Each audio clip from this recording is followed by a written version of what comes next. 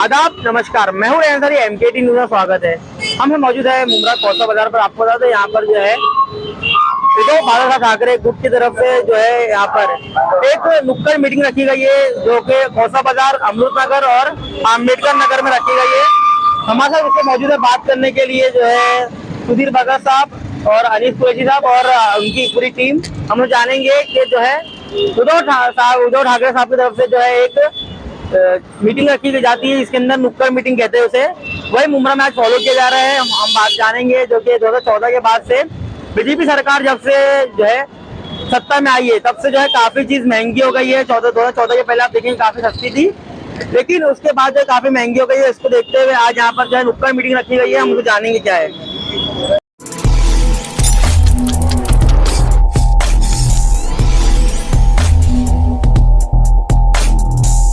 Sir क्या बताएंगे, जैसे कि आज यहाँ पे आप नुक्कड़ मीटिंग रखी है उद्धव बाला साहब ठाकरे के पे चर्चा के लिए, क्या करेंगे? आज कौसा मार्केट चौकी के पास हमारी हो गया चर्चा। एक मराठी में हो गया चर्चा बोले तो होना तो चर्चा, पब्लिक से हमारी चर्चा है।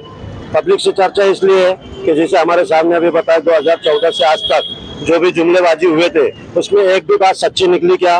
नहीं निकली। तो पब्लिक को हम पूछने वाले क्या, जो गैर सरकार में हमारे जो उद्धव बाला साहब ठाकरे की सरकार चल रही थी, वो सरकार में ऐसी कौन सी गलती हुई थी जो 40 चोरों ने गद्दारी की है और क्यों गद्दारी की है? हम पब्लिक से पूछने आए। तो पब्लिक का हम जवाब लेने आए। पब्लिक हमारे से सवाल करेगी, हम उनको जवाब देंगे। तो कुछ लोगों का इससे सवाल हुआ हमारे सामने कि भाई जो सरकार बनी है तो ये सरकार किस हिसाब से बनी। तो उनको हमने सवाल का जवाब दिया कि भाई ये सरकार पब्लिक के लिए नहीं बनी है, ये सरकार अपना धन बचाने के लिए बनी है। क्योंकि सरकार बीच में कोई तोड़ मोड़ करके बनाने की कोई जरूरत नहीं पड़ती। जब इलेक्शन होता है तो 5 साल के लिए होता है, 5 साल के लिए पब्लिक उसको सरकार बना के देती है और पब्लिक की सेवा होती है सरकार करने के लिए। पब्लिक बनाती है ना सेवा, कि हमारी सेवा करेगी सरकार, लेकिन 5 साल सरकार चलेगी। उसमें बीच में जो कुछ थे भ्रष्टाचारी, जिनके ऊपर ADI CBI जो लगने वाली थी, उसके वजह से वो लोग फूट के 40 चोर, अलीबाबा 40 चोर के जो 40 चोर के वो फूट के अपना काला धन सफेद करने के लिए, ढूंढने के लिए वॉशिंग मशीन में जाके धुल गए। वॉशिंग मशीन बोले तो बीजेपी सरकार में जाके अपना जो धन था वो धो लिया और पब्लिक को काला के काला करके छोड़ दिए। आज जो मोदी साहब ने बोले थे कि काला धन लाएंगे, हर आदमी के खाते में 15-15 लाख रुपए डालेंगे तो आदमी अमीर हो जाएगा। वो अमीर नहीं हुआ। जो हमने 2-5 लाख रुपए कमा के हमारी मेहनत से बचाए थे, हमारी माँ बहनों ने बचाए थे, हमारे घर में जो बचा था वो भी हमारा खत्म हो गया। आज हम काले धन की जगह पे हम खुद काले हो गए। रोजी ढूंढते ढूंढते हमको रोजी नहीं मिले, लेकिन हम वो धनवान हो गए और हम काले हो गए। काला धन कहीं दिखा नहीं। तो ये जुमलेबाजी की सरकार है और ये ज्यादा दिन नहीं चलेगी। वही हम नुक्कड़ चौराहे पे लोगों से पूछने आए कि अगली सरकार आपको किसकी चाहिए। तो लोगों का एक ही फरमान है कि उद्धव बाला साहब ठाकरे, जिन्होंने भर कोरोना काल में भी पब्लिक के सपोर्ट में बैठे रहे और पब्लिक को सपोर्ट किया। कोई दंगा फसाद उनके काल में हुआ नहीं। जितने भी दंगाई लोग थे सबको उठा के अंदर डाले, भले वो किसी धर्म के, उन्होंने धर्म जात पात कहीं देखी नहीं। वही मुख्यमंत्री हमको पसंद है जो जात पात से दूर है और एक नजर से एक हिंदुस्तान को देखे। वो है उद्धव बाला साहब ठाकरे, जिसको लोग पसंद करते हैं और उनका नाम आया है। और इंशाअल्लाह ताला लोग उनको पसंद करके उनको चुन के वापस लाएंगे। हर घर की यही पुकार है, उद्धव बाला साहब ठाकरे। ये आने वाला इलेक्शन बताएगा। ये सब देखते हुए आपकी जो सरकार है उनके पैरों के नीचे से जमीन खिसक गई है, इसलिए इलेक्शन नहीं लगा रहे। अब तो ऐसा होगा कि इलेक्शन नहीं लगा के पहले हम लोग करते थे गोरों की गुलामी, अब हमको करना पड़ी है चोरों की गुलामी, क्योंकि इलेक्शन ही नहीं लगा रहे। मजबूरी है हमारी। हाँ, तो ज्यादा दिन नहीं चलेगा। 2024 में इंशाल्लाह इलेक्शन लगेगा और हर घर से मेरी दरख्वास्त है, हर भाई बहनों से, हर माता बहनों से मेरी दरख्वास्त है कि ये वापस आपके पास आएंगे और फिर इनके जुमलेबाजी आपके सामने लेके आएंगे। ये जुमलों पे पानी फेरना आपका काम है। 2 शब्द बोल के रजा लेता हूँ। जय हिंद, जय महाराष्ट्र। बताएंगे जैसे कि 2014 उसके बाद से जो है काफी चीजें महंगी हो गई। जब से मोदी सरकार सत्ता में आई है तब से जो है काफी चीजें महंगी हो गई, क्या बताएंगे? महंगी तो हुई है। मैं एक सवाल, हम लोग आज ये जो है ना, ये चर्चा सत्र चालू है। हमको आदेश दिया गया लोगों के बीच में जाकर के लोगों से चर्चा करिए कि क्या जिस तरह से महाविकास आघाड़ी की सरकार जो इतने अच्छे से काम कर रही थी उसको इस तरह से गिराना, इस तरह से ईडी सीडी सीबीआई इनके पीछे लगाना क्या जायज है? क्या उद्धव ठाकरे अच्छा काम कर रहे थे, लेकिन बीजेपी ने जिस तरह से ये तोड़ मोड़ करके आज देखो महंगाई कितनी है। आपने एक सवाल किया महंगाई कितनी है, महंगाई से ज्यादा क्या लोग खुश है क्या? कोई नहीं। मैं ये पूछना चाहता हूँ, आपने सरकार बनाई थी हिंदुत्व के नाम पर, क्या हिंदू लोग खुश है क्या? तो यही हम सवाल करना चाहते हैं। हिंदू को परेशान कर करके आप तो मुस्लिम को परेशान करने ही आए थे, आप तो हिंदू को भी परेशान करने लगे, आप ये पूरे समाज को परेशान करने लगे। आज लोगों की हालत माली हालत इतनी खराब है। जो सरकार बनी थी उद्धव ठाकरे की, उसको गिराने का काम क्या जरूरत थी उसकी गिराने की? आज हम लोग लोगों के बीच में जाना चाहते हैं, हम लोग उनसे चर्चा करना चाहते हैं कि उद्धव ठाकरे की सरकार जो चल रही थी क्या वो गलत थी क्या? ये मोदी जी जो सरकार बना रहे हैं, आज लोगों को जो महंगाई लेके आ रहे हैं, उद्धव ठाकरे ने आज कभी भी ऐसा नहीं कहा था कि हम मुसलमान के खिलाफ है, हम गुजरातियों के खिलाफ है, हम मारवाड़ियों के खिलाफ है। उन्होंने कहा था हम महाराष्ट्र के लोग हैं, हम महाराष्ट्र के लोग सरकार बनाना चाहते हैं, हम महाराष्ट्र की तरक्की करना चाहते हैं। आज आप देख रहे हैं महाराष्ट्र में जितनी भी कंपनियां आ रही थी वो गुजरात जा रही है, महाराष्ट्र में जो भी फैक्ट्री आ रही थी कोई कर्नाटक जा रही है, महाराष्ट्र में जितने भी काम आ रहे थे कोई और स्टेट में जा रहे हैं। तो हम लोग कब हमारा जो इकोनॉमिक हब है वो खत्म करने की फिराक में आप? अच्छा, 2014 के पहले जब कांग्रेस सरकार थी तब सिमरन जो भाजपा की अभी मंत्री है, प्रेजेंट मंत्री है जो स्मृति ईरानी, वो जो 400-500 जो गैस सिलेंडर थे, आज आप देखेंगे 1200 के खिलाफ जो है जो चल रहे हैं। अभी रक्षाबंधन में 200 रुपये जो उसका कम किया गया था, लेकिन अभी इलेक्शन आपको पता है, इलेक्शन आ रहा है, उसके बाद में क्या रेट होगा उसका। तो अब क्यों नहीं ऐसा आती है वो? हाँ, अब वो कैसे आएंगे? अब वो सिलेंडर लेके खुद उस पर बैठ गई है, तो वो क्यों बाहर आएगी?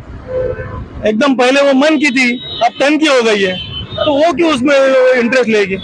उनको आज जो मसला है पब्लिक का वो रह गया बाजू में, मसला जो जनता का था ना वो रह गया बाजू में। अब सत्ता की होड़ लगी है, कौन कुर्सी पे बैठेगा, कौन कुर्सी पे बैठेगा, ईडी लगाओ, सीडी लगाओ, सीबीआई लगाओ, लेकिन जनता को परेशान करो। चलो मैं एक हिंदू हूँ, मान लो मैं कट्टर हिंदू हूँ, तो मेरे को तो खुश करो कम से कम, मुस्लिम को तो छोड़ दो चलो।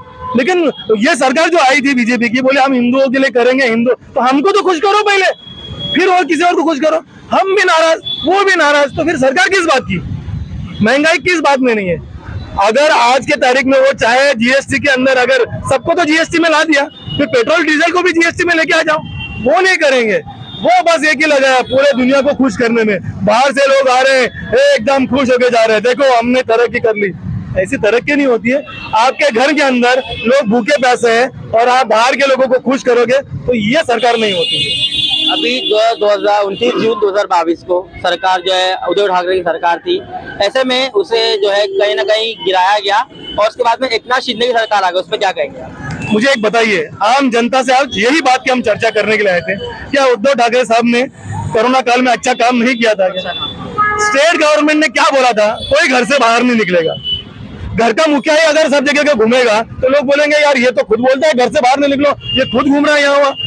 चलो ठीक है, हमने मान लिया उद्धव ठाकरे बाहर नहीं आए, उनका काम क्या था बाहर आके? वो थोड़ी कोई डॉक्टर है, वो वहां बैठ करके हर जगह पे, जलगांव हो, मालेगांव हो, भुसावल हो, जो भी नगरी हो, वहां पर वो डॉक्टर लोग को बोल रहे हैं कि यहाँ ये कम है वो दो, यहाँ ये कम है उनको दो। आज तो कोरोना नहीं है ना, फिर आज 18 बच्चे लोगों की मौत क्यों हो रही है? मेरा सवाल ये काफी बड़ा मामला हो, ये काफी अच्छा। उनके आरोग्य मंत्री, देखो मेरे पास आज महाराष्ट्र टाइम्स का स्टेटमेंट है, उनके आरोग्य मंत्री कहते हैं कि ये मेरा काम नहीं है, ये सरकार का काम है। तो भैया तू कुर्सी पे काय को बैठा है? निकल जाए। ये सरकार सिर्फ खोके जो लाए हैं, जो पैसे है वो गिनने में मसरूफ है। जनता का उनको कोई इल्म नहीं है, कोई ख्याल नहीं है। जनता चाहे भाड़ में, हम हमारे थाड़ में रहे बस। अच्छा, जैसे अभी आने वाले 2024 के चुनाव में आप किसे सीएम, अगला सीएम दिखने जाते हैं? उद्धव ठाकरे साहब। जनता जानती है, हम नहीं। आज जो सर्वे आया है उस सर्वे में उद्धव साहब को नंबर 1 का सीएम देखा गया है। ये लोग ने जो पैसे दिए थे ना जो मीडिया को, वो मीडिया कह रही थी कि ये सीएम अच्छा है वो सीएम, लेकिन जो आप जैसे लोग हैं ना जो सफाई लोगों से लेते, उन्होंने सीएम एक शांत स्वभाव का आदमी, सबको साथ में लेके चल रहा था, कौन हिंदू कौन मुसलमान, मेरे महाराष्ट्र के सभी भाई भाई, ऐसा कर, ये उनको बर्दाश्त नहीं हुआ कि महाराष्ट्र का आदमी इतना अच्छा काम कर रहा है तो उनको बर्दाश्त नहीं हुआ तो लगा। तो यही हम जनता से पूछने हैं कि क्या गलती हो गई उद्धव साहब से। अब मैं यहाँ के तमाम मुस्लिम भाइयों को खास करके ऐलान करना चाहता हूँ, उस इंसान ने अपना पूरा घर जला दिया सिर्फ आपका साथ देने के लिए। अब आपकी बारी है उसका साथ देने की। अच्छा, जैसे कि आप आज यहाँ पे एक नुक्कड़ आप यहाँ पे एक नुक्कड़ मीटिंग रखे थे, क्या क्या विषय लेके आप यहाँ पे खड़े आज? हम लोग हर लोगों से पूछ रहे हैं। देखो, हमने पूरे एक अपना प्रस्ताव तैयार किया है जिसमें हमने पूछा है कि 2014 में जो पेट्रोल डीजल के भाव थे क्या वो अभी भी है, जो सिलेंडर के भाव थे वो अभी भी है, क्या कोरोना काल के अंदर उद्धव साहब ने काम किया था और अभी इतना सब कुछ खुलापन है, लोग घूम रहे, तभी तुम लोग को हॉस्पिटल का नहीं, हॉस्पिटल में आज भी लोग ये हो रहे। गोवा हाईवे तो आज 10 साल हो गए, वही अभी तक बंद रहा है। कई मुद्दे हैं। आम जनता के लिए क्या है? रेलवे आज दीवा ये जंक्शन है, यहाँ पर हर तरह की गाड़ी रुकना चाहिए। 18 प्लेटफॉर्म है, कहाँ रुक रही है? लोगों को खुद ही मार के उतरना पड़ रहा है।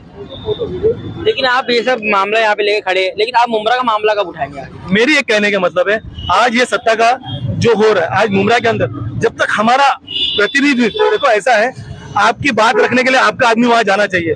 हमने अपने आदमी ऐसे भेजे हैं कि जो आपकी बात रख ही नहीं रहे। मुमरा के मसाइल, हम भी नगर पालिका में थे।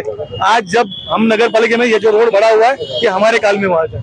2007 में जब हम लोग थे तो स्टेशन का ब्रिज बना है, सुभाष गोयल साहब तब थे, तब फायर ब्रिगेड बना था, हमने दिया है लोगों को।